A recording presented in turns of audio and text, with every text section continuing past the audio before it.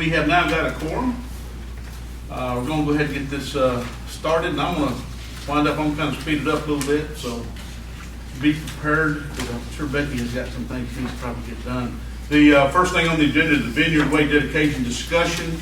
Richard, I think you were handling that. I think the developer is wanting the county to look at taking those roads over. I believe that's where we're at. What's your opinion on that? Yes, sir, that's correct. It's about 5 properties, and the Poole family owns 4 or 5 of the properties on Vineyard Way, Northeast Pickens off State Route 136.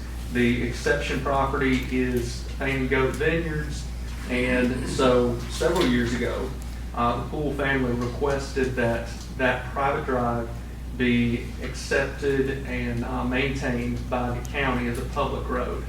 And so we recently discovered and picked that back up. And so we went out and reviewed the existing status of Vineyard Way and found that the ditches needed cleaning out a little bit, and there were some cracks in the pavement, but just kind of minor things. And so the Poole family had those minor issues completed, and staff went back out again. And so the road at this time is potentially eligible for county acceptance. The actual legal deeds have not yet been completed, but the Poole family has notified us that they're working with Mr. Landrum and other attorneys to get all the documents together for deed of dedication. Until we have those in hand, I will not ask y'all to make a formal vote, so it may or may not be put on the June 16 agenda, so either June or July, but just letting you know it's moving forward. Okay, the road itself, the compaction, the thickness of the asphalt meets all county criteria? Yes, sir. Okay. All right. Statewide mutual aid and assistance agreement, and that's in regard to State of Georgia. All right, State of Georgia and vulnerable to a wide range of natural and man-made disasters and emergencies. Georgia Mutual Management Act has amended. The act gives the local governments of the state the authority to make agreements to mutual aid assistance in emergencies. Pre-existing agreements, mutual aid assistance emergencies to help ensure the timely provision of mutual aid. This agreement is made and entered into between participating political parties with approved as agent. This agreement here and after all participating parties of the Georgia Emergency Management Agency, Homeland Security, GMAHS for purposes of this agreement on the terms. Okay, this is a mutual aid for, you got me out there for what, Richard? I have not been involved in this. This was Rodney Buckingham. Oh, okay. He sent this to y'all. It's to do with EMA, EMA. Homeland Security, GMA, Homeland Security. Okay. All right. A few of you guys, I know you haven't had time to read it, but I don't. Okay. If we can, yeah. Miss Becky and Jerry can probably breeze through it, and I'll take a look at it again. And I think it's the same one we did, the one we did last year, but yeah, we'll vote on the next meeting. It says this one is valid until March 1, 2020. Okay. This is where other parts of the state can call on Pickens County for equipment or whatever for disasters. Correct. I think the 2020 one is when you had questions about. Can you go into it more than a year? Okay. All right. We had a question that had come before the Water Authority and the Water Department on a refund policy of the Water Department. Let's see here. I think what it is, if an individual pays more than what they should for whatever reason, I think that they had come up to notice that they were wanting to request a refund. What they've done, what the Water Department had done in the past, was instead of refunding, they would go towards their next bill. I think Faye and a few of them had worked something out on that. I think there's an incident that this lady had paid for some reason or another, I can't remember, over $200 more than what she should have paid, and they were kind of wanting a refund. Of course, the board, I think, I haven't read the minutes to the board, water board at the last monthly meeting, but I think the board refused that to stay with that same policy. They wanted to. Normally, the only refunds that we do is if they're not a customer anymore. That's correct, and that's what I explained. And only Yeah. a customer, it's just. If it's rental property or property that has been sold and they've paid too much money into the water department, once they sell the property, move out, then at that time, they are refunded to that point. That was something I wanted the commissioners to look at. Of course, we can't vote on it, but we can at least take a look at it. That's what's going on with the refund policy. Any questions on that one? Would it be very complicated to refund it? I mean, Well, I mean, we can refund it, it's just an unnecessary writing of a check, really, I think. Because from what I understand, the one that you're talking about in particular, I'm not sure if it is rental properties or whatever, but the bill is fairly large each month. So it wouldn't have, it's not like it would have taken a year, you had credit for a year or something. I don't have anybody here for the water department. I'll have Larry, one of his people, explain at the next board meeting what's going on. well, that makes sense if it's a large bill. Like you said, it's gonna be taken up within the next month. Yeah. All right. Then, Faye, we got a capital lease. Any other questions on that? On the refund policy for the water department? We were taking a look at that at the regular board meeting. Item number 4, the capital lease for the 911 upgrade and two ambulances. There are, I requested, lease interest rates from 2 vendors that we've used before. One's BB&T Governmental Leasing and PNC Equipment Finance. And these are items that were budgeted. It's for the 2 ambulances, which I believe Sloan said they should be here maybe in July. And they total $271,056. And then $300,000 for the 911 upgrade. Yeah. Equipment, $300,000. So the total lease amount is $571,056. $571,056.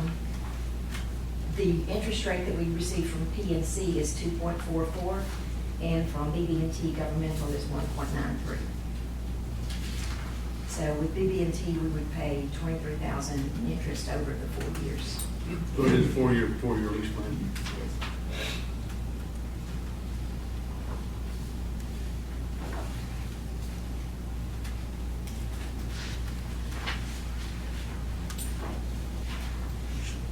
Starting when, I think they're down there now trying to finish up on the 911 system.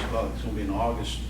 I've already contacted the progress office. They would like to do a story on that whenever that opens up.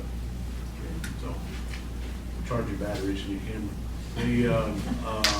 It's really nice, it's gonna really look nice downstairs, and we're gonna get Mary involved in the fact that we're gonna do a little tour once we get it all cleaned up. But it's gonna be August, I think sometime in August, where it's completely operational. And, We have the consoles and not the equipment from AT&T, but the consoles and furniture. Mhm. That's already been installed. and we got some of the equipment. And in actually, the there. county has already paid for that. And on the agenda for the meeting this month is a resolution that y'all need to sign regarding the IRS. There's a 60-day rule in getting the county reimbursed from loan proceeds. Mhm. So, and also, if y'all decide on one of these vendors to do the financing, we can get the paperwork done. Other than the interest rate between the 2 vendors, is there any other differential that we need to look at? Everything pretty well standard, No, not standard really. cuff. So one thing we're determining is we want to pay a low interest rate or a high interest rate. Gee, It's a What do they no-brainer. get for the replacement costs? Yeah, what's closing costs on that? There are none. No closing costs? How many stations does the 911 center have? They got four active stations. They got a fifth active station that uses as a training station.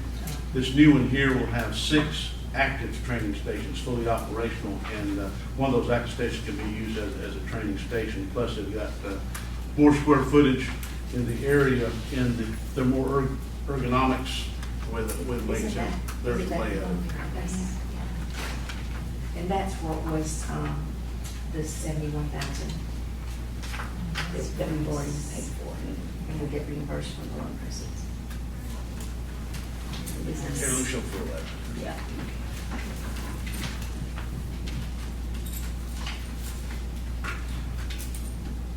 At one time, the one we have down there now was only second to DeKalb County.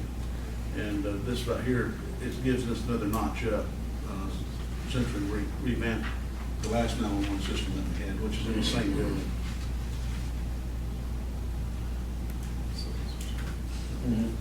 You got 1, 2, 3, 4, 5, 6. And then each individual that's there's got his own little locker. And,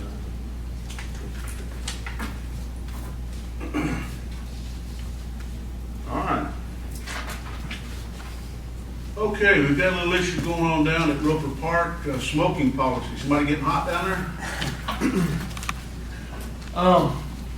On May 18th, the Pickens County Recreation Advisory Board met on a multitude of issues. One of the issues that we brought up to them was the smoking policy that we have at the park. Right now, the one that we have is you have to be 25 feet away from a playing surface if you're going to smoke. We've had some issues with people not following that. Seth had an issue with a parent that got pretty heated as far as smoking near the ball fields, and they were right behind home plate. So what I have done since the rec board meeting is I have went online. This is a model ordinance I've changed to put in our information as far as codes and everything.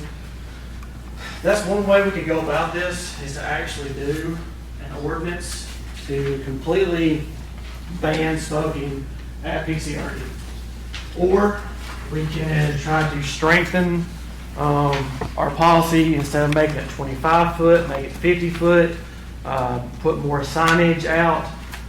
This right here is pretty strong because this takes care of e-cigarettes, takes care of the vape pens, smokeless tobacco, every single form of tobacco use. It takes care of it in this ordinance. How does this correspond with what the school system has now? It's basically in lockstep with what the school does. I mean, if we're going to, if that's what we want to do for the future, we need to, whatever the school system does. I don't want to copy the school system, but it would save the parents a whole lot of aggravation if you knew what the rules are at the school, then the rec center would be the same. What we'd have to do in Congress with new rules and regulations is get signage out at all of our entrances and also at the ball fields that says that, PCRD is a smoke-free facility. When you're here, it's not allowed. If you want to smoke, you need to step off property and then do that. It's very similar to what our alcohol policy is right now. There's no alcohol use allowed at PCRD, and that is in the ordinance. This would go right underneath that. Do you think you would get a lot of pushback out? Yes, I do. So there are quite a few smokers. Absolutely. Yeah, our parking lot is full of smokers. We will get, once we have the teeth of something we can go to say, okay, this is what the rules are, then we can enforce it. It's a rule is a rule, a sign is a sign. It's only going to be as good as our enforcement goes. So, but at least we'll have something to where a situation like Seth got into this season with a parent, say, no, it's in our rules and regulations. You saw the sign when you came into the park that this is a smoke-free campus. You need to take it somewhere else. Who would enforce the fact that if you got a parent smoking inside their own personal vehicle, how would you enforce that? Probably that's kind of their own personal space. I don't know how we could. I mean, they actually cover secondhand smoke in this ordinance. So the smoke that's expelling out of the car would fall under this ordinance. Now, I don't want to get too restrictive. That's why there's the options of either doing an ordinance or just keeping with a policy and making the policy more restrictive. Instead of 25 feet, make it 50 foot. What would be the okay, you got somebody smoking out there, what would be your legal recourse to make them stop smoking? We have to be nice to them. I mean, ultimately, if they won't leave, then we always have the deputies to call and enforce the ordinance. That's the only recourse we would have. And the way this is, I think I got this from the city of Noonan, but that was the only recourse that they had if, it got to the point that they wouldn't leave, that you would have to, call the sheriff's department in that instance. And I don't want to be so restrictive, but I have to protect the children.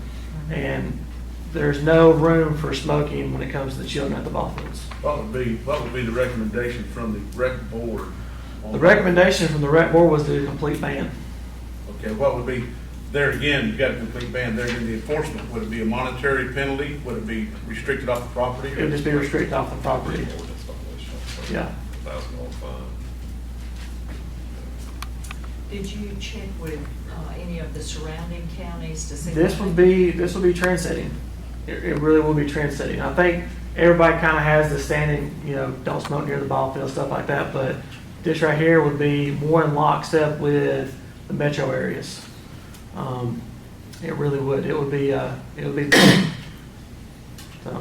So you can go a little more restrictive by making it, instead of a 25 foot, make it a 50 foot and just keeping it as a policy, or you can go full bore and actually do an ordinance. And that way you have the teeth of, the code of ordinances to actually back up, this type of a change. Is the school systems an ordinance or just a policy? Is a policy, but they don't have it. I want to get this printed out to you. I changed most of the language to reflect not only the park, but the facilities that we're looking at covering. Roper Park, which would encompass the entire campus, but not only that, I go in and talk about the Pickens County Community Center and the Boys and Girls Club. So it would take everything. So if you come on campus, there's no smoking allowed. So, but I want to get this to you in the work session, that way you can have time to digest it and ask me any questions that you may have. Have you spoken with Michelle at the Boys and Girls Club? I have not. You might want to touch base with her. Let us know what she's Okay. debating. They don't, in their instances, they're more just, they got just the facility. And I know they don't allow smoking inside the facility. Now in their parking lot, I don't know, if they have any rules or regulations in regards to that. I mean, it's all a part of the Pickens County government umbrella as far as, the land itself.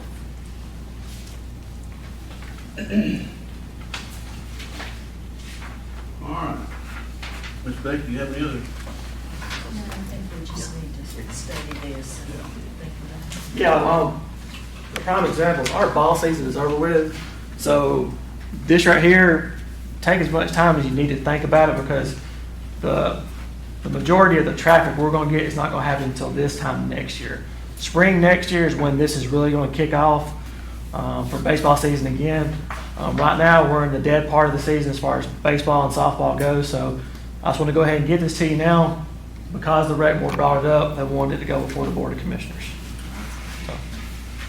All right, while you're standing there, let's go to item 6, the walkover policy for students. I have not discussed it with Ms. Denny or Mr. Barnes, but this is something we're going to have to look into very restrictive, and I don't think Mr. Lavin even knows what the issue that we're having. Explain to him what the issue that we're having, and see why we're bringing this. Okay, since the community center was built in 2011, middle schoolers have been walking over for one of two reasons: either A, to get in their parents' car as soon as they come through the tunnel, or B, to actually walk over to the community center. Now, since I've been here since 2013, the number of middle schoolers that have been coming to the park fluctuates anywhere from 40 to 75 to 100 kids, depending on if ball season is in. So if middle school football is in, our numbers are down. But as soon as it's out, all those kids are walking to the community center. Give me the age group. Age group is 6th through 8th graders. 6th through 8th grade. Yes, sir. Okay. 11 through 14. Will that possibly change and they'll be going more to the Boys and Girls Club? See, I don't know yet. The Boys and Girls Club does have the ability to take teenagers now. They haven't in the past. But what we've been faced with is it's a liability issue on our part. We do not run a summer camp or a after-school program at the park. So when these kids come and sign in, telling their parents that they're coming to the community center, they're signing in, and the majority of them are walking right out the door. They're out in the park. We got 40 acres at Parks and Rec. They're out in the park. Sometimes they're off property, which is what we were faced with last year. We found middle schoolers at an off-property barn that's adjacent to PCRD, and basically had to notify their parents and everything like that. But it's gotten out of hand because the parents who are allowing their kids to come over are using PCRD as free daycare. We're not being compensated for it. Nor is the personnel trained as. Nor the personnel trained to do that in the afternoons. I mean, because unless we're in summer camp, we don't have the staff that's having a program. We've thought about, possibly doing a program, but then we'd have to make an amendment to our budget to add another personnel on there to actually run a program, and it becomes a lot more convoluted to actually have an after-school program. We got a handful of kids who come in there, they got their basketballs, they go to the gym, they play basketball till mom and daddy comes and picks them up. That is not, they're the exception and not the norm. The rest of them, they're unattended minors. They're coming in the building, they're leaving the building, they're doing whatever they want to. I got strict with them this year and told them if they signed in, they had to stay. And I've actually had to tell someone they couldn't come back because they'll sign in and they'll go to the ballpark and hang out in one of the dugouts and just use your imagination from there. So it's gotten out of hand. It really has. What's your My recommendation, along with the advisory board, is to make a policy that you have to be at least 16 to be at the community center or at the park by yourself. Anybody under the age of 16 has to be accompanied by an adult 18 years or older. So that will take out all of the middle schoolers that are walking over, but it does not keep mama and daddy from bringing their 14-year-old to play basketball in the gym. As long as they stay with him, it's fine, because then the parents are responsible for that child. How do they know that the parents are going from the middle school over to Roper Park? Even though that's what they tell the They don't know. The parents, when the kids get in trouble, they're shocked. Well, they told me they were coming here. No, they're not coming here. They're coming and signing in here, and then they're walking right out the door and they're hanging out on the back 40 acres.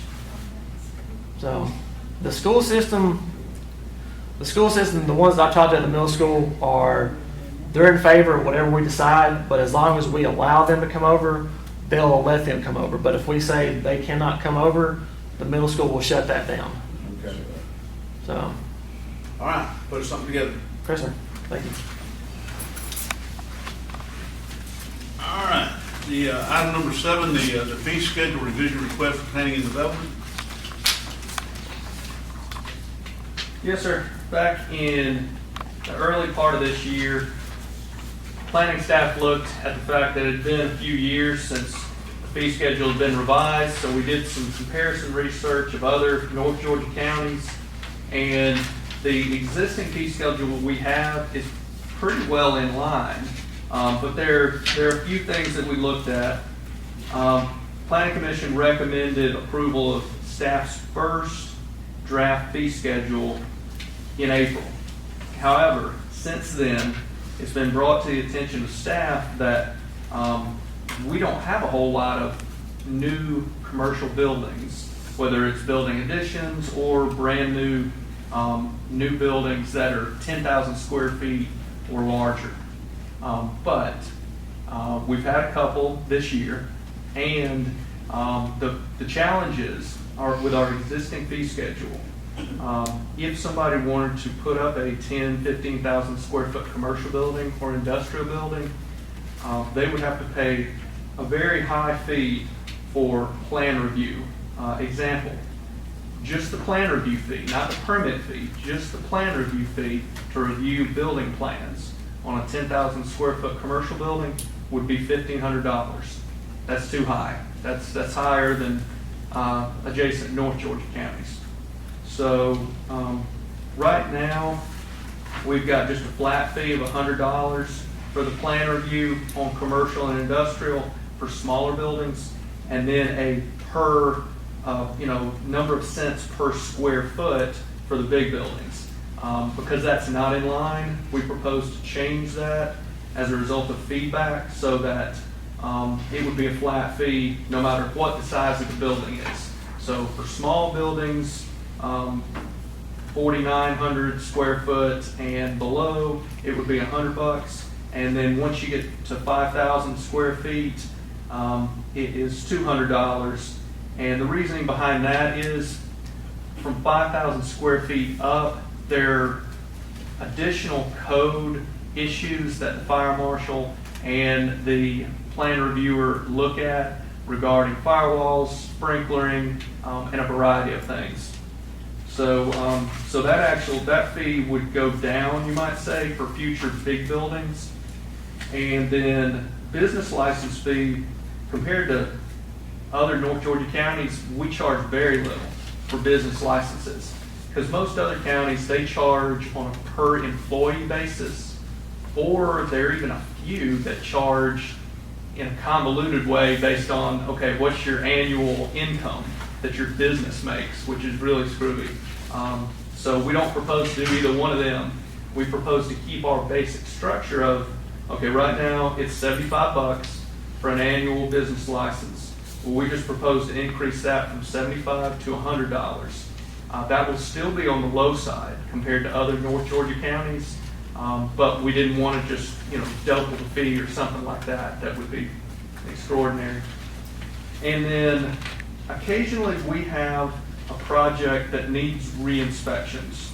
For whatever reason, on a house, on a commercial building, they're just not ready. They think they're ready. They call in our office. They say, we want a final inspection. We want a footing inspection, whatever it is, but they're not really ready. And so we have to come out multiple times. And so we don't want to keep charging people a lot of money in those few cases. Right now, it goes up pretty quick to where if you need a third re-inspection, it's $100. So instead of a ratcheting up fee schedule system for re-inspections, we would just have a flat fee. No matter if you have one re-inspection or 5 re-inspections, it would be $50 each time. So basically, there's just those few changes, 3 changes, minor. The significant change that will affect the most people is the change in a business license fee. Because we're going through our existing businesses, getting them to renew effective July 1st, this would not be effective for people who renew their business license, because we're sending out those letters this week. As of right now, it's $75. So anybody who comes in and wants to renew their business license this year, it'd still be $75. But if y'all choose on June 16 to approve this revision, the new businesses, starting with the July 1st and forward new businesses, they would pay the $100 fee. So we kind of slowly incorporate it, you might say. With the table that you've got here, shows it where you tried to match it up to other counties. You've got about 7 county match up with it. So give us something to look at, see what other counties are doing. Right, as with any change, we always try to look at appropriate counties. We looked at Bartow, Dawson, Forsyth, Gilmer, Gordon, and Walker counties in this instance.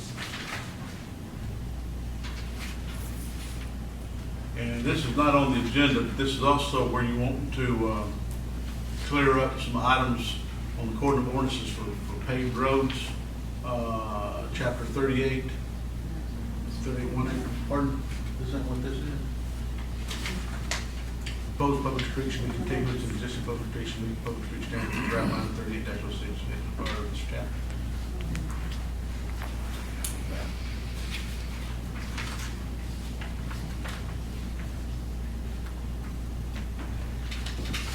Subdivision, all that stuff right here. You just sent us an outline of something on that one, I think it's got it. This is. Yeah, that's right.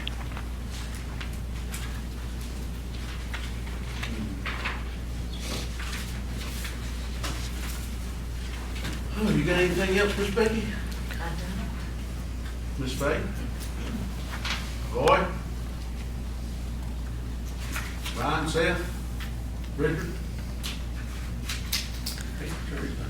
You might want to introduce Tucker Green. Oh, I wasn't. Okay. We've got for the ones that have been here for a while, we got an individual sitting back here on the back row. Evidently, he's a good Baptist because we went straight to the back. But Tucker Green is our, he's graduated high school and moving up and fixing to go to college. But we've got him hired this summer to, he is going to, we're training him in as an information officer in Pickens County.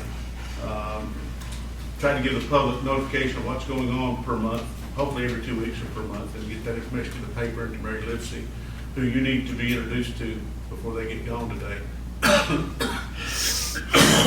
Give them your contact and all that. So, but anyway, Mr. Tucker Green from the Jerusalem area, it's good to have you here, good to have you on board this summer. And we got another lady sitting here with Richard. Richard, would you please, Richard, she's a little different. She's on a grant between college courses. So. Right, Heather Bryan is this fall a first-year graduate student at the University of North Georgia, and so she is aiming towards the same thing that I have, a master's in public administration, and you can do a variety of things with that. So she doesn't know necessarily if she wants to go into planning and zoning, economic development. You know, there's all kinds of things she can go into. She could be a city or county manager in the future. Doesn't that branch into having a PhD in mental health? But yeah, that's correct in terms of the funds for Heather are being paid by 100% grant from the County Commissioners of Georgia. All right. Well, thank y'all for being here. Y'all have a good weekend. Y'all take care. This meeting is now adjourned.